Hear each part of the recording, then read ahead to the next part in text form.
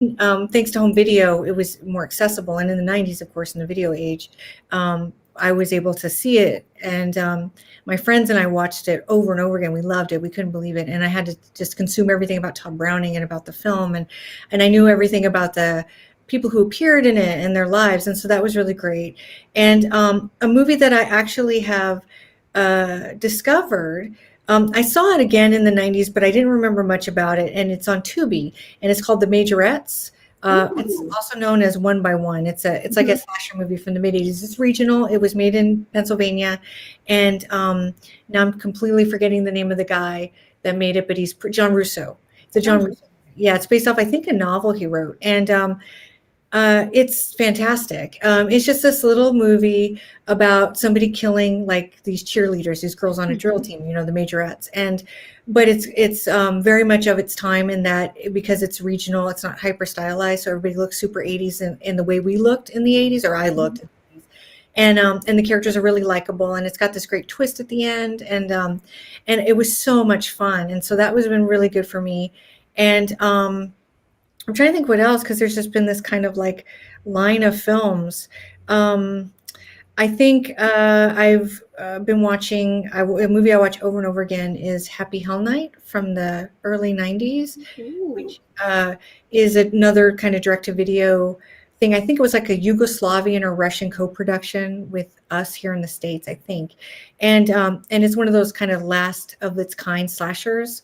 I don't know how familiar you are with it, but it's a supernatural slasher with Darren McGavin from Kolchak the Night Stalker, who kind of makes a deal with the devil. And 25 years later, his kids are at this same college in the same fraternity. And then this kind of curse comes to light.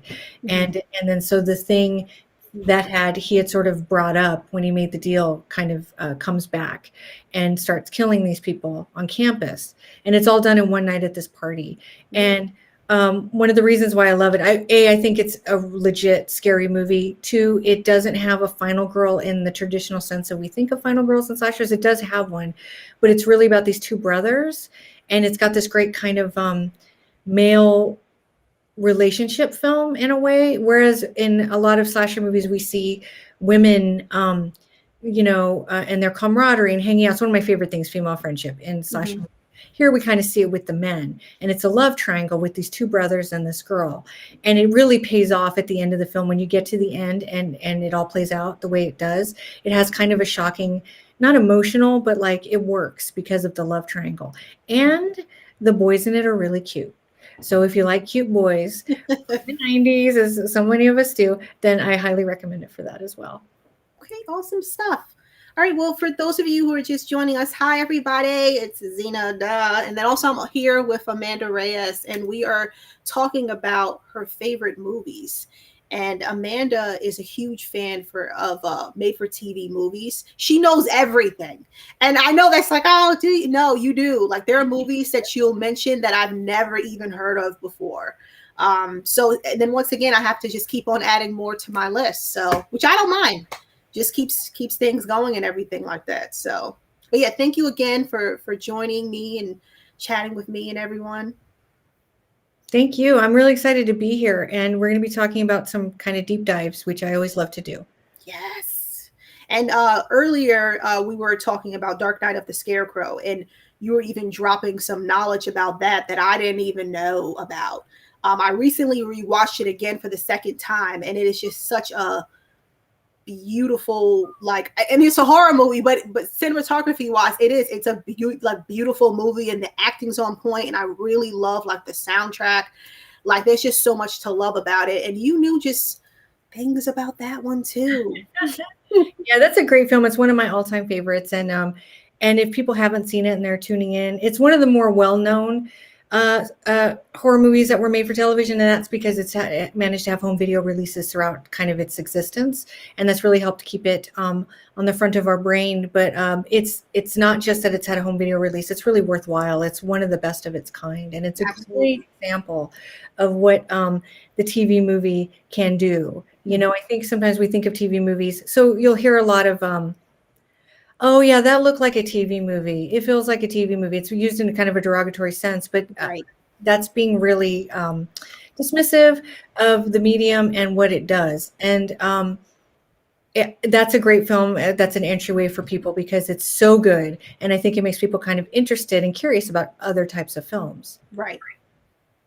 See, I agree. So, okay. Yay. And she already shared with us what she recently checked out and enjoyed.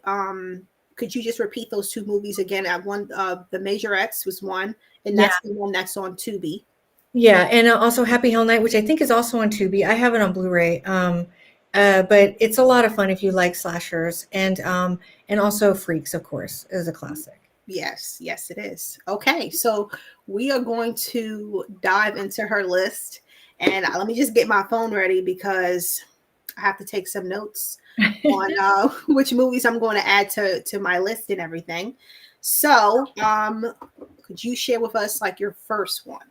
Sure. So I'm going to be throwing out some titles from the 70s, 80s, and 90s because the heyday of the made-for-TV movie is technically from 1964 to 1999, but really in 1969 when the ABC movie The Week was born. TV movies became like a real big thing, and until like the late 90s, and then they kind of died out. They sort of moved over to cable, and I've got a couple cable picks in here from the later part of this era. But I wanted to just kind of give people a scope of what's out there and the types of films that are worthwhile. And so there's a huge variety here. So my first choice is a movie from 1974. It was an ABC movie of the week. It's called Locusts. And it is one of those kind of bugs run amok movies. And those were very popular in the 70s. Animal Amok and Nature Run Amok kind of films were big. And a lot of times the creatures were much smaller than you might see in the theatricals. There was like ants was a big one, right? Yeah. Numbers. And but Locust is one of the ones that kind of fell by the wayside. And I think it's because it's sort of half really hard-hitting drama, half oh my God, there's locusts everywhere, right? And it's actually, so it takes place in World War II. It's got a great cast. It stars Ben Johnson, who people may know from Terror Train and The Town That Dreaded Sundown. Katherine Hellman, probably best known for being in Soap, but she also starred in Brazil. And Ron Howard, of course, from Happy Days, who would go on to become a really famous director. Mm-hmm. And it takes place during World War II, but it's actually a metaphor for Vietnam. And it aired in 1974, so this is right when the war was kind of winding up. And it's about a soldier who comes home after being discharged, not even getting over to Europe. And he's sort of a disgrace to his father because of that. Mm-hmm. And there's a lot of Vietnam references right there in the beginning because I believe somebody spits on him on the bus, and there were stories about that in Vietnam. And he comes back and he feels really disgraced and ostracized. And he's this farmer. He comes from this family of farmers, and it comes that these locusts are coming to where they live, and if they take over, they're going to devastate all of the farmland and leave all of the farmers destitute. Mm-hmm. So they have to figure out what they're going to do. And so what's so great about it is it's got this really emotional impact to it because of the father-son relationship. But the locust stuff is insane.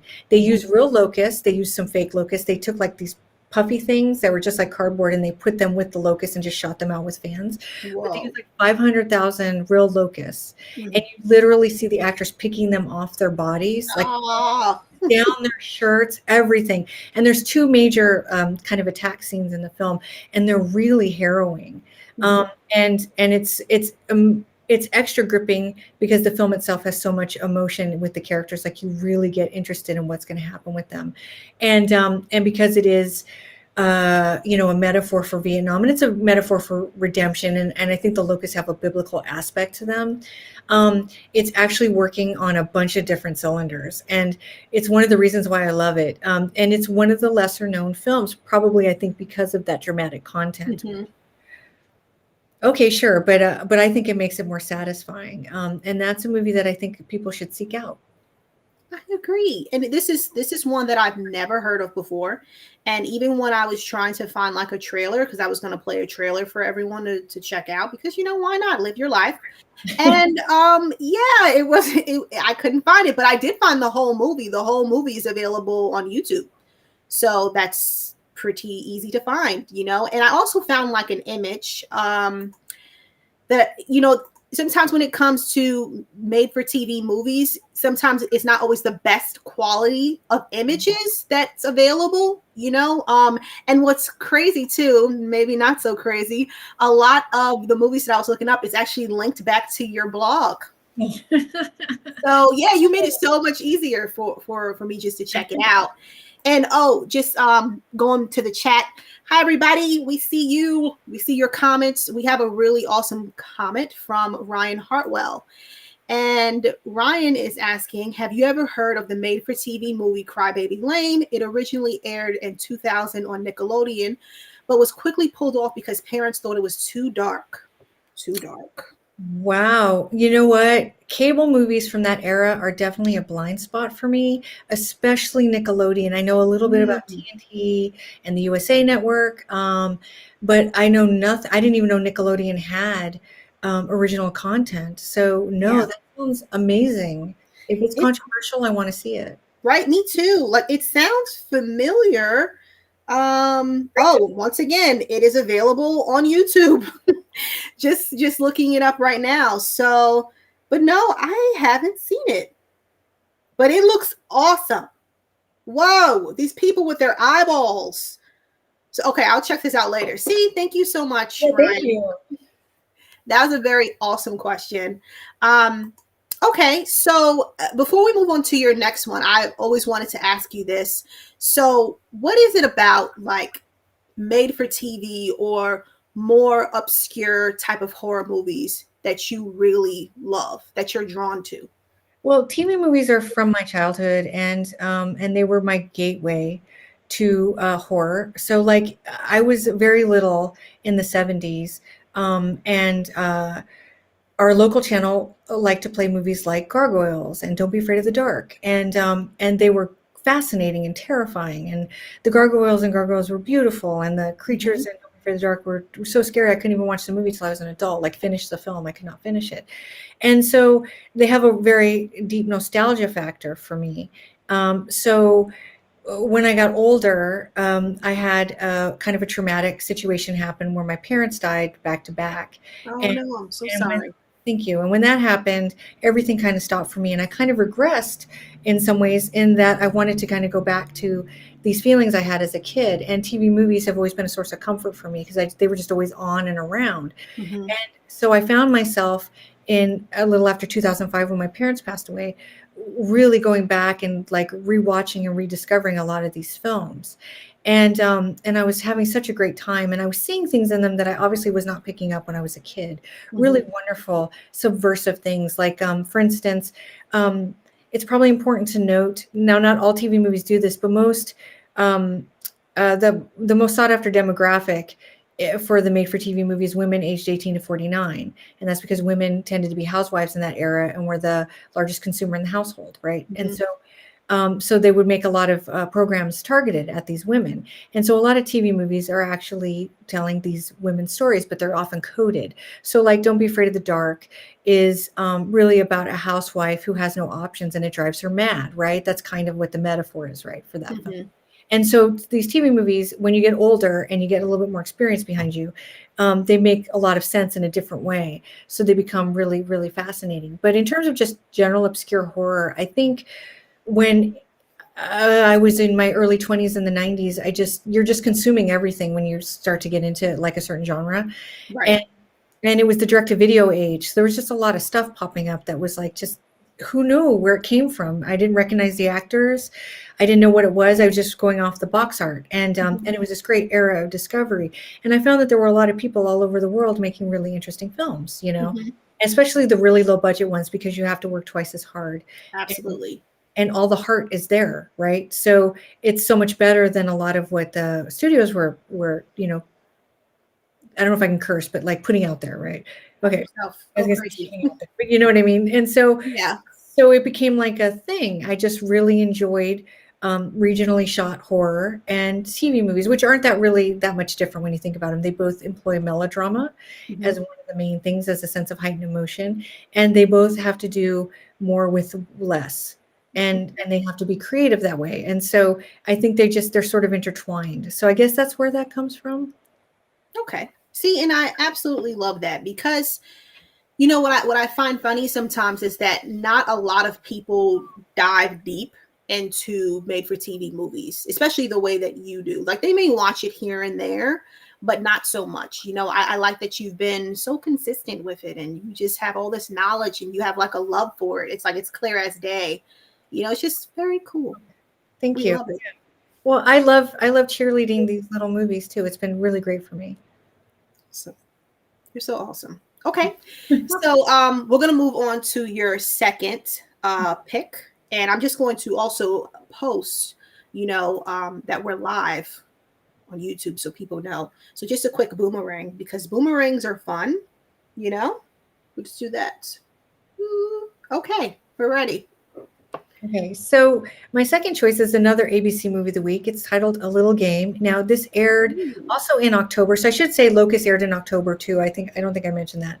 So these are the Halloween movies. A Little Game aired on October 30th, 1971. It's a really great little movie. It's about this kid who is in this military school, and his mom. I believe I can't remember if she's divorced or a widow. She must be a widow. I'm sorry, I'm recalling the subplot here. And she's got this new boyfriend. So Diane Baker plays the mom, and Ed Nelson is this wonderful actor from Peyton Place, plays the boyfriend. And her son comes back with his friend Stu, and he does not like the new boyfriend at all. And just through some circumstances, by accident, the boyfriend overhears that the little boy possibly killed one of his schoolmates. Whoa. And so it becomes sort of like a I don't know what it's called, like a cat and mouse between the two of them, this older man and this little precocious kid who's very dangerous. And it's a really strange and interesting little movie. It's smart. It's got great acting in it. The little kid who plays the murderous kid is Mark Gruner, and that may be a name you don't recognize, but you probably know him from Jaws 2. He played Brody's oldest son, Mike. Yeah. Okay. He did very few films. He's great. And his best friend in the movie is a character named Stu, played by an actor named Christopher Shea. And Christopher Shea was the voice of Linus in the Peanuts cartoons. And he didn't do too much either after he grew up. But it's got this really fabulous little cast. Diane Baker's great in it. Ed Nelson in particular is wonderful. And it's just this sort of match of wits between an adult and a little kid going back and forth with a kind of a super surreal ending that is really unexpected. And it's just really fun. And it's a movie that I have a lot of warmth for. It's really good. In terms of subtext and stuff, I don't know that it's there, but it's just a great film. And Diane Baker's dresses are fabulous. So. Oh, okay. I'm sold on that one. This is another one I've never heard of at all, I don't know, and it's just so crazy too, because a lot of made for TV movies now, they're either on Amazon, Tubi, or YouTube. So just in case, if you guys are ever looking for something like that, I recommend checking those out. Do you know of any other place where this one could possibly be streaming? No, you'd have to find it through illegal means, and that would be YouTube. And it was on there once in chapters. I think that's probably your best bet. It never had any kind of home video release, just like Locust, which is why it's disappeared. And so I think it's interesting because a lot of movies. So for instance, and this is going off on a tangent, I'll make it really quick. But the ABC Wide World Mystery was this late night original TV movie along with other regular films, kind of programming that happened in the early 70s. And the ones that they made for the network were shot on video, and they look kind of like stage productions. They're fabulous. They're really strange. They're very low budget, and they're really cool. And for a long time, it was believed that most of the tapes were wiped over because they were just taped on videotape, and then they would videotape for something else. But some of them have started to emerge on YouTube, and also they've been found in archives.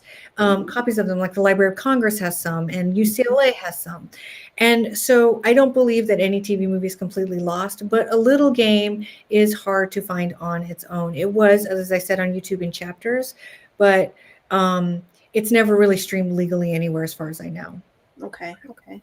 And what about actually sometimes even owning it like on DVD, or sometimes some maybe they might make it to Blu-ray? Um, what do you recommend, say, if someone wants to own it or even just find it? Because sometimes I just enjoy, like, blind buys, a movie I've never seen before, just checking it out for the first time on DVD or Blu-ray.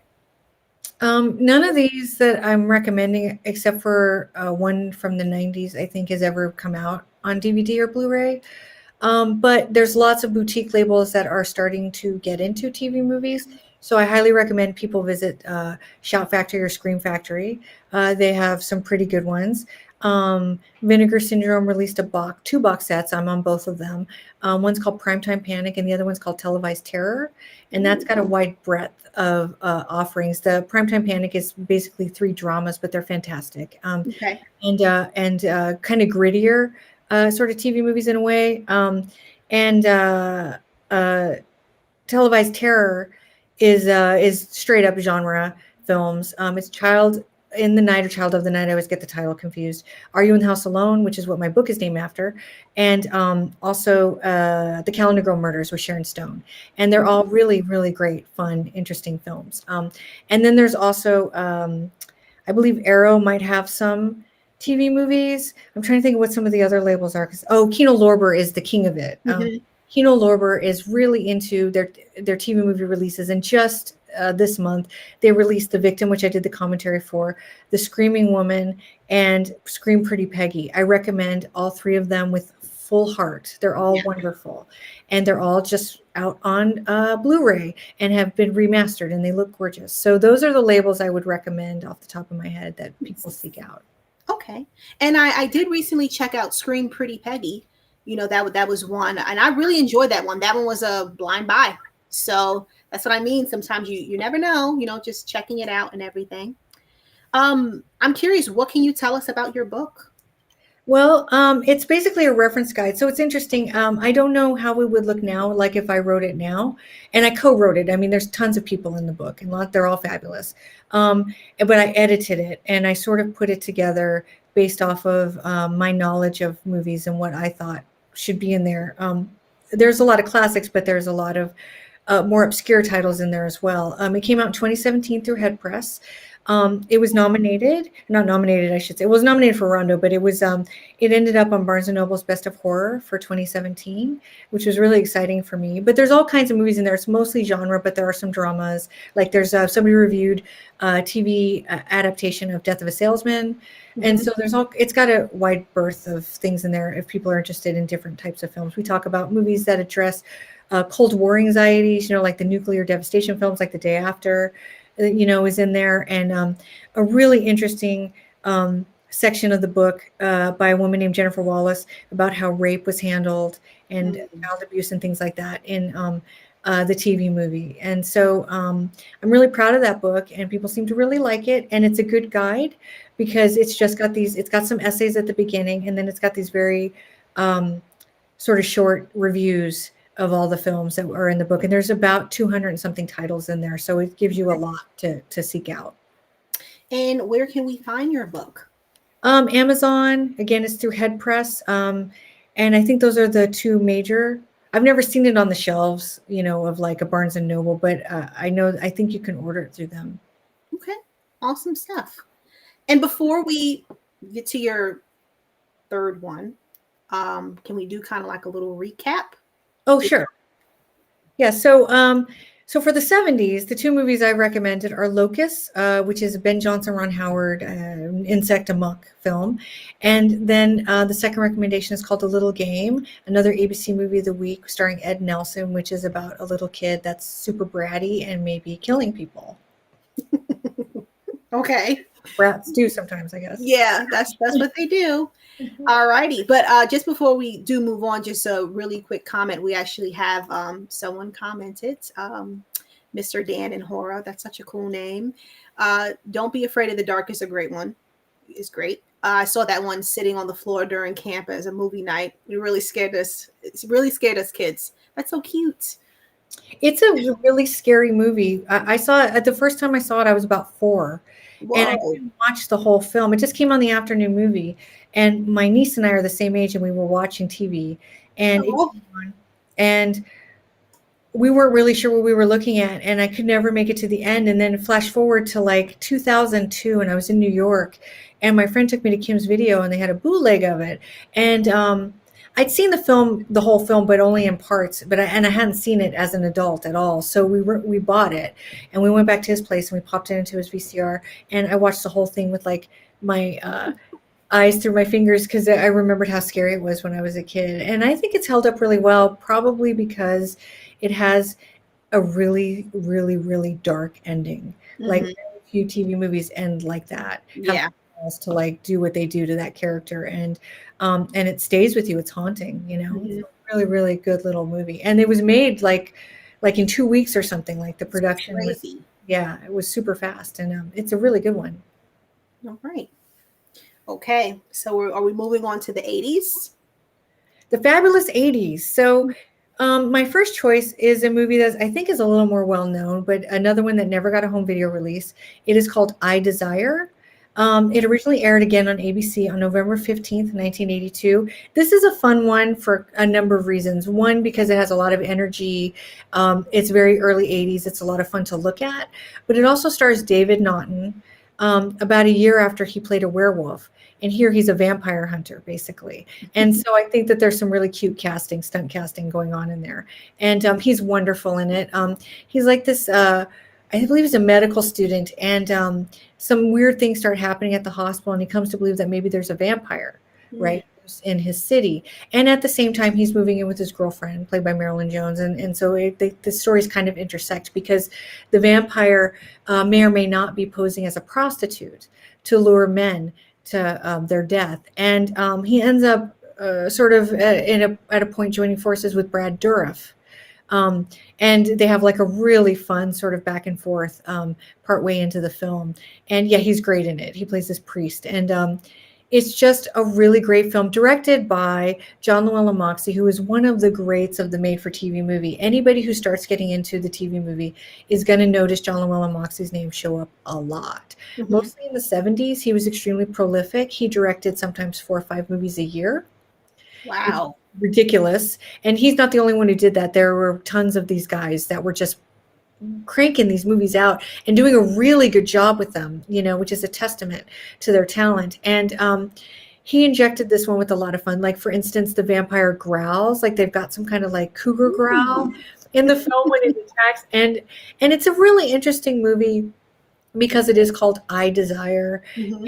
And it is about this woman posing as a prostitute. And I wish I could remember. I took this class on critical theory, and I actually talked about this movie, and I wanted to do a paper on it because there's a critical theorist and one of the like Baudelaire or one of those like, you know, Lacan, and they were talking about the desire to be desired. And I thought that this movie was hitting on some of the aspects of this kind of theory of that.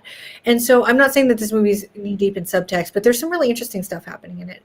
But aside from that, it's really fun. It's just a really kind of joyous, quippy, you know, quick, breezy kind of horror film with David Naughton being as great as David Naughton always is. Mhm. Yeah, I highly recommend that one. Yeah, I looked this one up, and I'm just seeing some of the images on it. I feel like I'm going to love this movie because this is once again another movie I haven't seen yet, but you know, I already added it to my list. So It's fun. I think you'll enjoy it. okay, cool beans. It kind of based on the cover, I may be wrong with it, but it reminded me of, is it called something angel? Not death angel, but it's basically about this succubus type of woman who's in the body of a woman, and she's targeting people who work at this magazine. That sounds great. I don't know that. Yeah. Now I feel horrible. I was just looking at the poster. Is it Night Angel? Something like that. It has those same kind of vibes looking at the picture. And I think that one came out either the late 80s or the early 90s. I'll have to see that. I don't think I'm familiar with that one. That one sounds really fun. I love the Yeah. idea.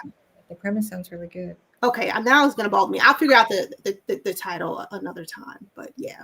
Okay, so that's the first 80s one. Yeah, and then we move into the later part of the 80s, and I picked what was a USA original. So the USA Network, from about 1988 to about 2000, produced a number of original made-for-TV movies. And what was so great about them was that they sought out nothing but to entertain. And to do that, they actually took a look back at the heyday of the made-for-TV movie, and they kind of used it as a blueprint for their film. So they made a lot of genre movies, like something, I think there's like 200 something titles that came out in that decade plus that they were producing them. And I've only seen a couple of dozen of them, but they're uniformly excellent.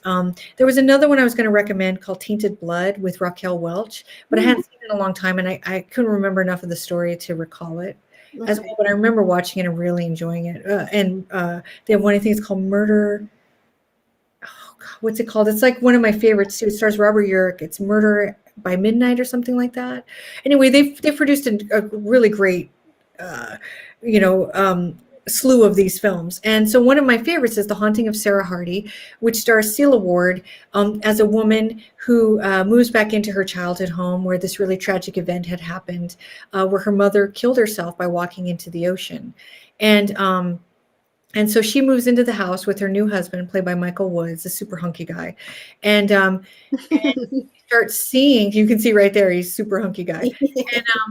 And you can see, she starts seeing this woman that looks like the woman that walked into the water. So what's interesting, if you've seen The Woman in Black, the British horror movie from like another TV movie, it's that kind of that same dark figure. And she sees her going through the house, and nobody believes her. And she's got these two friends played by Roscoe Bourne, who's probably most famous for playing Mitch Lawrence on One Life to Live, and the great Morgan Fairchild, who wears a lot of pink sweaters and looks really fabulous to the whole thing. And it's a ghost story, and it's a mystery, and it's got some really great moments in it. It's got that is she or isn't she crazy thing going on. And again, like Don't Be Afraid of the Dark, it's got one of those gut punch endings that you just don't see coming. And it's every time I watch it, my heart drops, even though I know what's going to happen. There's just that moment. And I'm getting goosebumps just thinking about it. It's a really wonderful ghost story shot in this big, beautiful house. It's like Gothic. I should mention Polly Bergen's in it, who's this wonderful actress. She was in Cry Baby. She's in a lot of movies. That's a movie I can think of right now. A lot of TV movies. She's in Death Cruise. That's the one I'm thinking of offhand. And everybody's fabulous in it. And it's just a really solid ghost story. I really like it. This is one that I have seen, and I love this movie so much. It just has like such a, like you said, it's a mystery, it's a ghost story.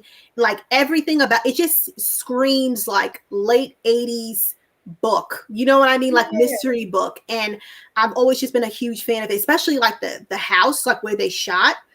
And then her life, like the main woman, like her life is just kind of sad, you know, but she's really trying to like just put her life together. So, but yeah, highly recommend. Like when I was like really starting to get into made for TV movies, this was maybe 6 years ago. I was trying to watch like more. This was one of the first ones that I checked out, and I just could not get enough of it at all. Yeah, it's a great introduction. It's really glamorous. And a lot of the 70s TV movies had like the houses that they lived in. It kind of died down by the 80s. It looked more suburban. Like, there's a movie called Sweet Sweet Rachel, which is a good movie, but not my favorite. But the house that Stephanie Powers characters lives in is this just ridiculous Gothic, location. The Norlis tapes. Angie Dickinson lives in this really beautiful Gothic house. I love that stuff. I love it. It's Don't Be Afraid of the Dark has it. I love it because in this Haunting of Sarah Hardy, it's not so much. But sometimes when houses are that big, you kind of don't always know where you are in the house. Yeah, because you haven't been in the house yourself, and so it kind of keeps you off center. By what room is this and where am I in conjunction to where's the killer in conjunction to her? I don't necessarily know. And so big houses are really great for that kind of like building tension. And this movie it's almost like the house is so beautiful. It almost has its own personality. It's like another. I agree. Yeah. It's like, who would even want to live in it? Like that's a museum. Yeah. It's just gorgeous. Yeah. Beautiful. I believe I'm trying to do this off memory that the house was not actually located near the water. I think they made it look like it, but wow. Cliffside. Yeah, they did a lot of neat stuff with it, but it's a really beautiful film and one of my favorites of the USA Network output. Awesome stuff. But before we move on, just two things. So, first comment from Shane Miller. Shane Miller actually said, like, Night Angel is written by the director of Witchboard, and that came out in the 90s. So, Kevin Tenney, he Kevin also James, did, yeah. yeah, Night of the Demons. Okay, awesome stuff. Thank you, Shane. And another comment from Mr. Dan in horror. He said half of the USA movies have Morgan Fairchild. It's true. It's true. It's so true. She did this really weird one called Writer's Block, that I'm kind of fascinated by. I've only seen it once, but it's like an erotic thriller kind of film. And I don't know enough about it to recall the story offhand, but it's a weird little movie, and I think it came later in the USA output. I can't remember now, but a really fun one. I love Morgan Fairchild. I follow her on Twitter, and sometimes she'll like my tweets. I call her Queen Morgan. You know, Oh, I worship her, and she's really great. But she made a number of these really interesting TV movies, and she did a lot of great television in general. and But so good in The she Haunting of is. Sarah. She Yeah, is. And she's always playing like the mean girl, at least that's what but she does it so well. So really well. sweet. Like The Initiation of Sarah. I don't know if you've seen that one, but Yes, she's terrible. But she's she's horrible. fabulous, Yeah, she is. You love to watch her. You love to hate her, but like you can't take your eyes off her. But like, boy, she is just mean in that movie. So mean, and she's perfectly cast, and yet she's absolutely the most delightful woman on the planet. I think she exercises all that stuff in her. Wow, that's so cool. See, I love seeing that, like, just with actors, like, I know, like, it's their job to perform, but really tapping into that. And she is. I agree with you. She's a queen. So, Absolutely. okay. So, but before we move on to the 90s, can we do another recap just in case if someone's new and they're joining us? We're talking with Amanda Reyes, and she's sharing with us her favorite movies from like the 70s, 80s, and 90s. We're about to hit the 90s, but she's going to give us a recap. So the two movies I recommended from the 80s are I Desire from 1982, which stars David Naughton, and it's a vampire movie that I really enjoy. And then one from the later 80s titled The Haunting of Sarah Hardy, which is a USA original, which stars Celia Ward and Michael Woods, and is a really great ghost story. Ooh, okay. All right. So we're ready to hit the 90s. Yeah, so for the 90s, my first choice was a very early Lifetime original from 1991 titled Death Dreams, which starred Mark Helgenberger and Christopher Reeve. This did get a DVD release, not a Blu-ray, but it did come out through Kino Lorber. I did the commentary for it. It ended up being one of those movies that I've always enjoyed, but once you like sit with it a few times and you start to look at what it's doing, it's a really amazing film, and for a number of reasons.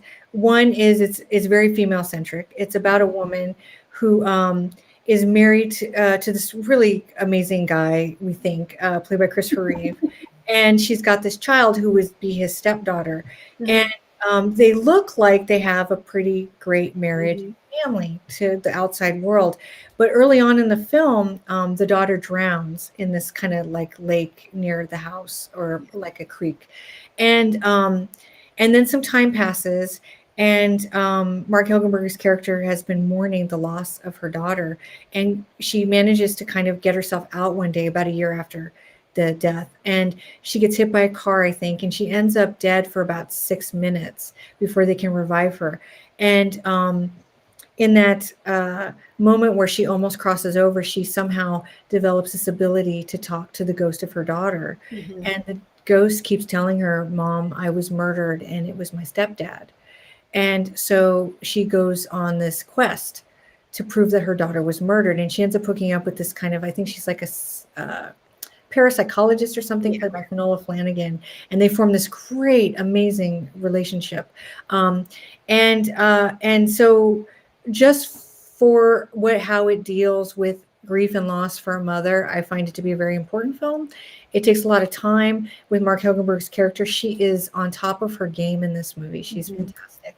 But it also features Christopher Reeve doing what he did best, and that was not being Superman all the time. He was very, very particular about the kind of roles he chose. outside of Superman. And his TV movie career is really amazing and deserves to be revisited or discovered, because TV embraced him at the beginning of his career, and it embraced him after his accident as well, and a lot of stuff in between. And it gave him an opportunity to really show how talented he was. There's another movie, maybe I should have chosen. It's not really a horror movie, but it's called Bump in the Night, and it stars him and Wings Hauser and Meredith Baxter, and it's about um, a female reporter. I believe she's a reporter or a cop. I can't remember which one she is now. And her child gets kidnapped by a pedophile played by Christopher Reeve. Whoa. And it's a real dark performance. And he actually did interviews to promote the movie and told people, your kids might not want to watch this because they're not going to see Superman in this movie. Wow. Yeah, it's a real dark turn for me. And he did another movie, I think it's called Nightmare in Daylight, with Jacqueline Smith, where he plays a really abusive husband. And she is a woman who may or may not have faked her death to get away from him. It's really good. And then after his accident, he was in a remake of Rear Window, also made for television.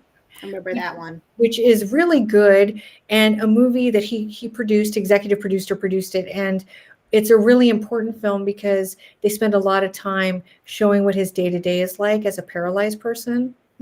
And it's actually kind of an important film.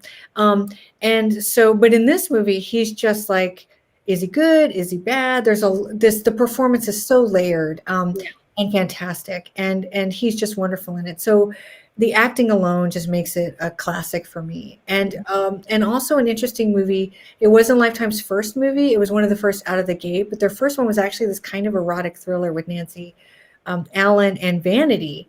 And I think it's called Memories of Murder, and it's schizophrenic. It doesn't know what it's doing. It's all over the map. It's enjoyable. And if you want to see Vanity dressed up like a man stalking people, it's probably worth it for that. But it's a real oddball movie. Death Dreams really gets what Lifetime's kind of mission statement is about making these movies that speak to women. They did a real good job with it. It's excellent. One of their best. I agree with this movie, Death Dreams. This is one that I did see, and honestly, it just broke my heart, because you didn't really, I didn't read the synopsis. I just started watching it. And when that horrible accident happened with her daughter, it's just like, whoa, you didn't really know what to expect, And at first, obviously, because you already know, little spoiler here, but the husband, but at first you don't really think anything of it. You just think that maybe he's just needy.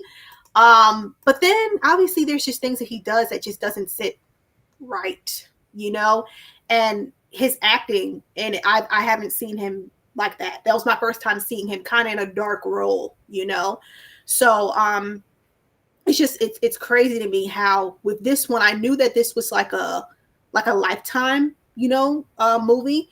And I just remember watching it extremely young, and just creeped out by it. And also just, again, I don't have any kids, but I couldn't imagine how she may feel. But I do remember there were people who around her, they just thought that, oh, she just needs to grieve. She's grieving, but I'm happy that obviously she fought for it. Obviously it wouldn't have been the movie that it is if she didn't, They spend a lot of time with it. So one of the things that they do that I love, so it was directed by the guy who directed Apartment Zero, which is a really fabulous thriller from the late 80s or early 90s. And so the movie starts at a party, and the house is full of people and this laughter and stuff. And then they cut directly to the scene where the daughter dies. And then they come back to the house after a year, and the house is empty. And if I remember correctly, Martin Donovan actually photographs different rooms of the house just being empty. And it really captures this idea of what that isolation and that loneliness that happens when you go through something so traumatic.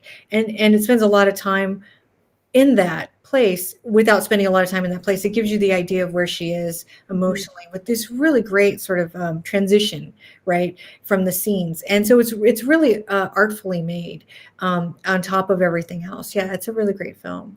Yeah. Okay, great choice with that one. And just before we do move on, I do have a question, and I didn't want to forget. At first, I was going to wait until the end, but I need to know. So, okay, not saying that we don't really have made-for-TV movies now, but we don't have as many. Why do you think that is? Well, we certainly don't really have network TV movies anymore. We have a couple. There's Mhm. the Dolly Parton movies, Coat of Many Colors, I think, is a series maybe. And we also had The Exorcist, not The Exorcist, I'm sorry, Rosemary's Baby. NBC Mhm. made a mini series, but I think it just wasn't feasible for the networks to keep producing these films because the audiences are getting smaller, right, Mhm. for the networks, and they're expensive ventures, and they're just not financially feasible to, people aren't turning in for them. But cable really produces a lot of great stuff, or they did. I don't pay that much attention to like what's being made for TV now. Mhm. In terms of like, I know the Sci-Fi Channel still produces a lot of content, and of course they Yeah. acquire stuff. They have all the Sharknado films and stuff like that. Those aren't made for TV, but they premiere on television. Mhm. Um, but there's stuff streaming. It's just kind of changed the way it's being presented to us. Yeah. But at the same time, the reason why those movies aren't as interesting to me, and that's certainly not because they're not quality films, because there's a lot of them that are quite Mhm. good. It's that you have to remember that network and basic cable weren't allowed to show a lot of things or have cursing or anything, a lot of violence, no nudity. And Right. so they had to work around the parameters of what we come to see horror movies for, right? We go for the violence and for the sexy stuff and whatever else is in there but the networks couldn't do that, so they had to be really creative with their films. And so it's important to remember that when you're watching them, they're working on a different blueprint, and they're doing Yeah. different things. But I think it just came down to the fact that the audiences are too small to spend that much money. Because and I know that for a fact the Rosemary's Baby miniseries did not do very well, but Mhm. it was promoted like an event. They made it sound Yeah. like you got to tune in for this, and it was really fun and exciting for me to sit down and Mhm. watch it. So they show up here and there, but it's just too difficult. The audience just isn't there anymore, which is sad. It is. It is. I mean, but besides from some sci-fi movies, I'll check out like Lifetime movies. Like I'm a huge fan of like their thrillers, even Mhm. though sometimes it can be a little bit predictable. But I don't know. There's just something fun about them. Oh yeah, it was I know I haven't seen a lot of Lifetime movies that are new, but there's Stalked by My Doctor with Eric Yeah. Roberts. Yeah. Oh my god. I watched the entire series because it's on Amazon.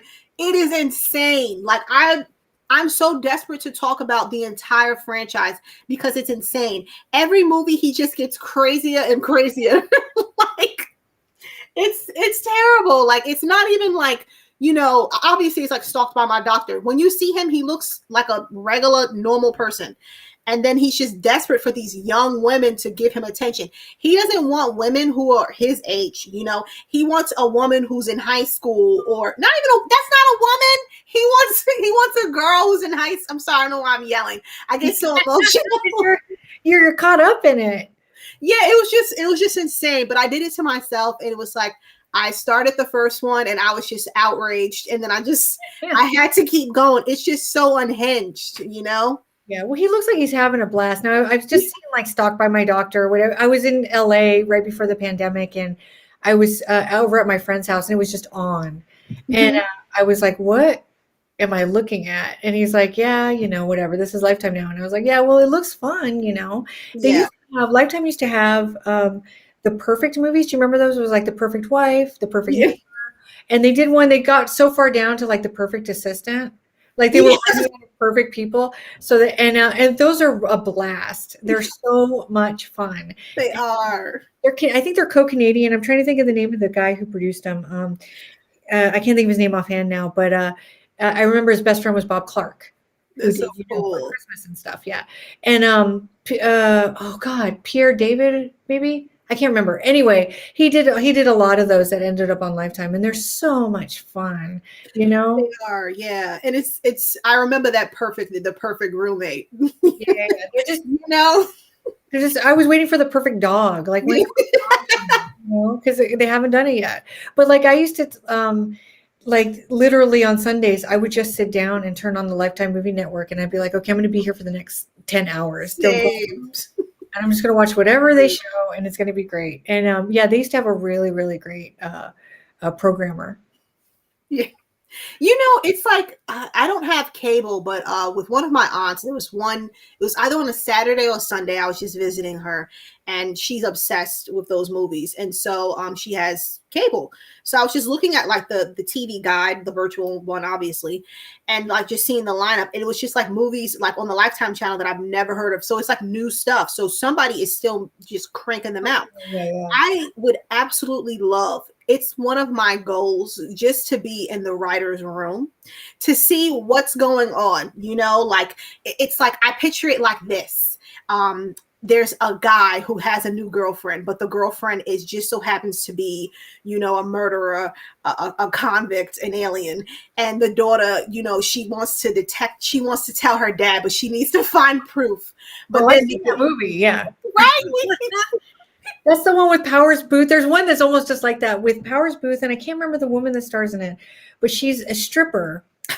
And Sorry. Wait. she meets Powers Booth, and I think somebody like Tracy Gold is the daughter, and she just knows there's something wrong with the girlfriend, and it becomes like a whole. It's really good. Now I can't remember the name of it. I wish I could. I wish I knew. But yeah, it's that, and it's like. Okay, so someone actually says something just real quick.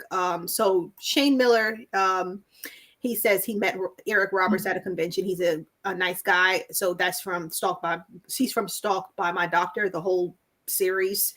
And then another comment from Mr. Dan and Hora, the Lifetime where the neighbor set up hidden cameras in the bedroom of his friend based on a real case. That movie is called Video Voyeur, and I can't remember the subtitle. The Susan Wilson story or something like that. I can't remember the woman's name. That I remember when that story happened. That's crazy. And then I remember I watched the TV. I have it. I taped it off Lifetime when it originally aired, and it's fantastic. And the woman that stars in it was on like one of the Law and Order shows, and she was in Baywatch Nights. I can't think of her name now.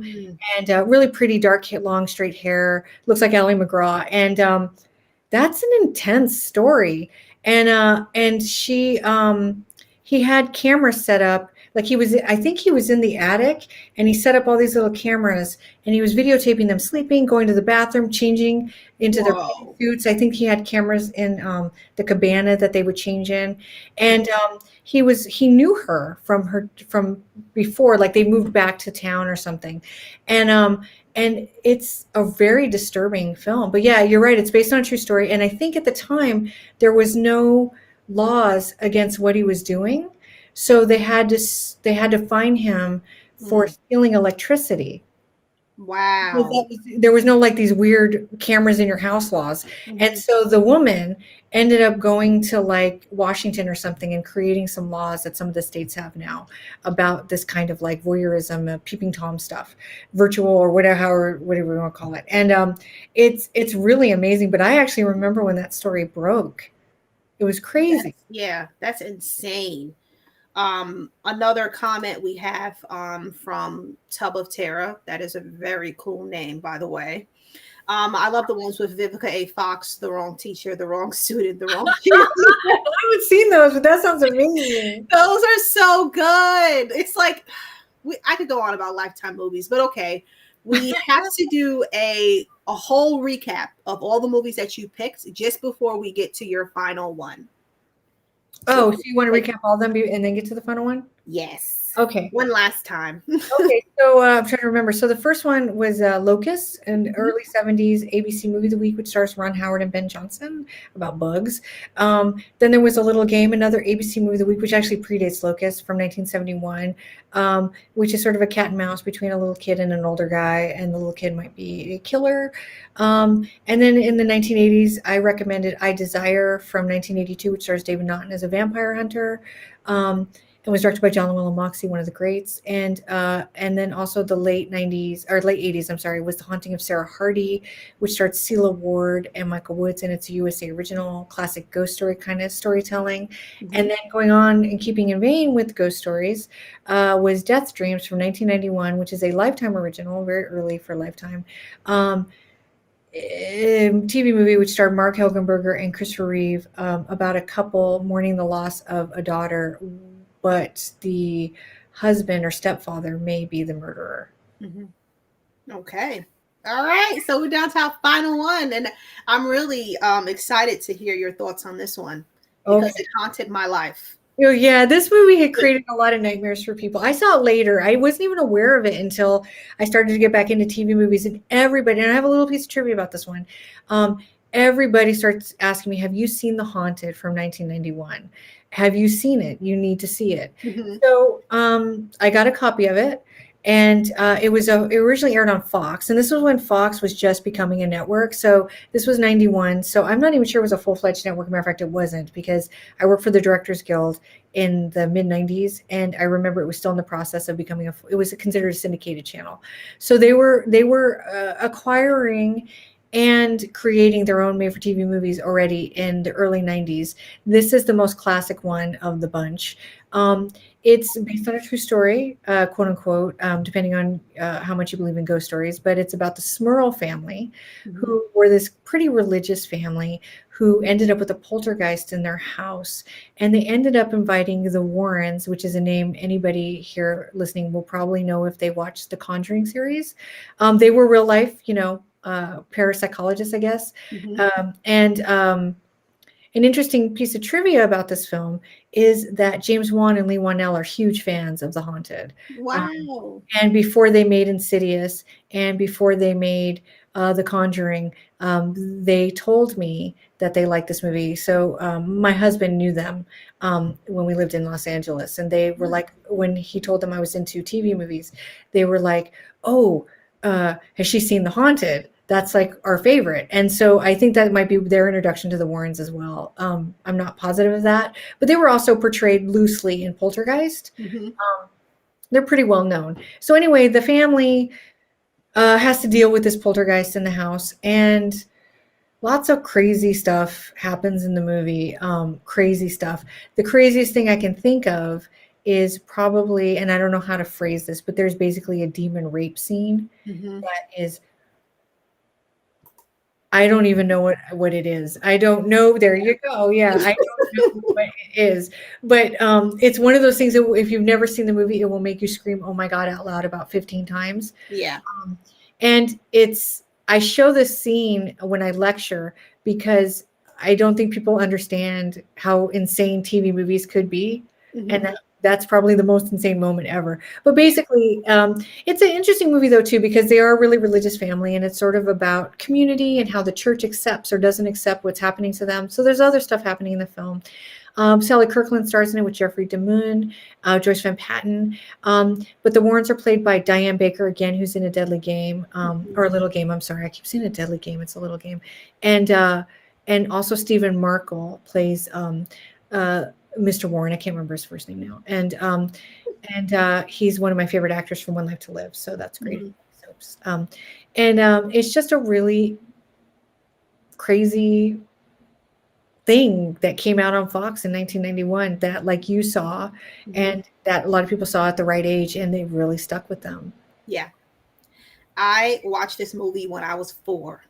Oh So yeah, no. and because my mom's a huge horror fan, and whatever she watched, I watched, right?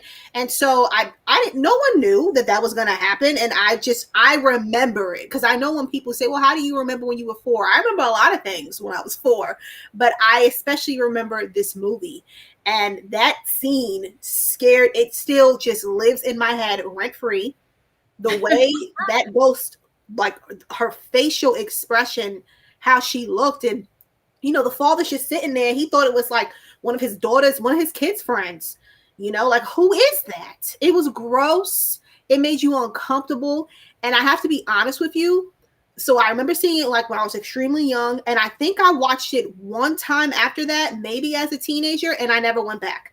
And I'm good. I don't see myself wanting to go back. It is one of those movies that is just gross. And someone actually, Shane says a good point here. I won't read all of it, but basically, she can change shape, so she could change herself, and that's horrifying. You know, I what can you do with? Well, by the end of it, she's like it's like a man in drag. It's I don't just want to be too spoiler because people need to see it, but yeah. But it's also got like really weird, like the father is sleeping and the pillow is talking to him. Do you remember that where he's got his head on the pillow and it's I making the do remember, and it's just kind of. it's got really weird, Mhm, crazy, effective, very effective stuff in the film. mhm, It's very well done. And one of the things I also really like about it, it's not even horror related, but it starts in the 70s. And it looks really good. It's not one of those movies where like they try to hit you over the head with the era. It's mhm. very authentic looking. And so it sets you into this idea of what TV movies used to be in the 70s, all these crazy horror movies that were coming out, mostly Yeah, on the evening of the week. And it kind of settles you into this, oh yeah, this is going to be kind of like a neat throwback. But then it also pushes the envelope in a way that the networks weren't going to do in the 70s as well. And so it's doing a lot of different things. It's a pretty fabulous little movie. yeah.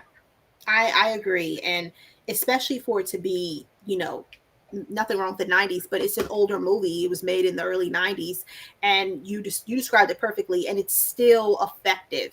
It still can creep you out. I mean, I'm not saying everybody, because there may be one person. Well, it did nothing for me. Okay, well that's you. But I'm just saying, we're talking about it, and we think that it's effective and it's creepy. So, whoa, yeah, I was always when I saw that on your list, I was so excited to hear your thoughts on that one. I just know I've only seen it a couple of times myself. It's just like it's just one of those weird things that came out, and that people I love. So a lot of the TV movies I'm talking about have been lost, but Hmm. there's also something really special about the movies that you remember. And The Haunted. So I would have been an adult when it came out, but like you saw it at such a young impressionable age, and like there's something. It's your Don't Be Afraid of the Dark. I saw that at 4, right? And so like Yeah. like those movies that we all remember as kids because they had this effect on us. Hmm. And maybe we only remember certain scenes or certain moments of it, but we don't forget the terror that we felt as a kid, you Yeah. know. And so The Haunted is one of those movies that it was a little past me in terms of that kind of influence, but Hmm. that I hear over and over again people talking about this is the movie that they remember as a kid, that Yeah. terrified Like, whoo. them. And in the age of like remakes and stuff, I'm surprised that someone didn't attempt to even try to do it. Maybe it's coming. I'm not saying that they can't, not saying that they won't. It's just, if someone were to do that, I just hope that they're able to capture that, because there is something very much chilling about it. And I don't fully remember, but didn't the family try to move? Like, no they spoilers, but they I guess. did. Okay, yeah. Yeah, they did. But like, so for instance, the last Conjuring movie was a TV movie called The Demon Murder Case. It's based on a true story as well. But the in the early '80s, The Demon Murder Case was made, and it starred Kevin Bacon and Andy Griffiths in it. And so it's quite possible that James Wan will eventually get to this story because clearly it's had a very intense influence on Yeah, him. You know. that's true. Okay.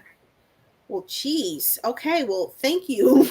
Yeah, Thank you sure. so much for all these great recommendations. Um, Even with the Talk About Lifetime channel, I haven't really been able to talk to anyone about these movies. I'm always around for this kind of stuff. Yeah, I love talking about these TV movies because they're fun and people genuinely enjoy them. Like if they discover them through my lectures sometimes, or sometimes they just saw them when they aired, or they Yeah. stumbled on them because they went on YouTube and just started watching stuff or whatever. Hmm. And there's a lot of great love for them, but I feel like we're in a renaissance Hmm. because now there are boutique labels releasing them and Tubi is putting stuff up Oh and yeah. YouTube, there are people putting things up on YouTube, and I don't necessarily condone illegal streaming, but sometimes that's the only way you're going to be able to see some of these movies. And so I find that people who are really into films, they've seen everything. Like everything is so Hmm. accessible now. And now, well, what about this movie from 1974 that aired on ABC Wide World Mystery? Where is Right. Alien Lover? Oh my God, it's on YouTube. That was crazy. So what are the other movies that were on that? I need to see them. Um, so now we're at a stage now where I think that this is the last frontier of truly lost cinema for people. Hmm. And they're just voraciously eating it up, and I'm so happy about it. It makes me so happy too. Like, I know you described a person just wanted to watch like other things. And that was me. You know what I mean? Because sometimes, you just want to see something different. You never heard of something. Like, there may be movies that you heard of and they may be on your watch list. Or I remember when I used to work late nights and I would need to just hear something in the background or just have something playing in the background. And so a lot of the movies that I've seen, they were actually on YouTube. Like, somebody was just uploaded. It's just like, I've never heard of that before. Like, I even watched this one. It's not really a horror. I think it's called something Dollhouse, the Haunted Dollhouse, something like that, where this little girl stays with her grandma for like a couple of weeks, a week or so, and she finds this dollhouse in the attic, and there's something weird about it. So it's just something like, what's going to happen, but then do you? So, but again, I've never heard of it before. I think it was in the 90s, maybe, not so much of a horror. It's more of just like the Dollhouse Murders. Yeah, someone. Thank you, Tub of Terror. Yeah, so it's just, and that was like one of them. So it's just awesome just to see it coming up. And like you said, with the boutique label companies coming with it, with Tubi, everything is on Tubi. You can find it on Tubi. So I don't know, it's just, I feel like we're in a time where sometimes people may want to experience different kinds of movies, and I feel like that's when it comes with made for TV movies.